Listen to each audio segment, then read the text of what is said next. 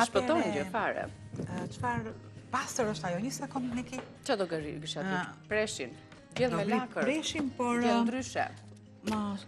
Atë trukun që më ke thënë për pastrimin me letrën e aluminit. Ta pastrojmë këtë thikën. Po. Thikën. Të pastrojmë çik ato thikat, duhet jetë edhe akoma më të mbreta. Ta marrim një çik kështu. Edhe po. Ti bëj topa të vogla më mirë me letrën e aluminit që e bën thikën edhe më të lumuar. Sa përdorim letrën e aluminit. Më të lumuar. Po duam ne që orizi ose mielli për shembull mos edhe këtë do të vendosësh pak më vonë të mbaroj.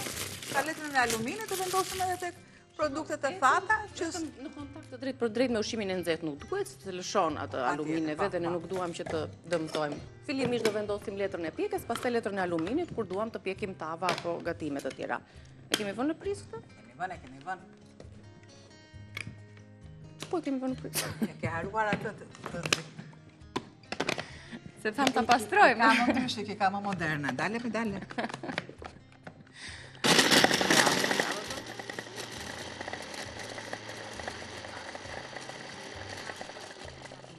Fërkohen dhe pastrohen edhe pjesët e që si kap ndoshta dhe sfyngjeri. Padyshim që ka dhe mënyra të tjera.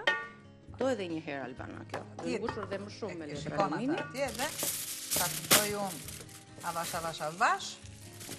Gjën. Me këto copat e letrës aluminit që mund të mblidhen kështu.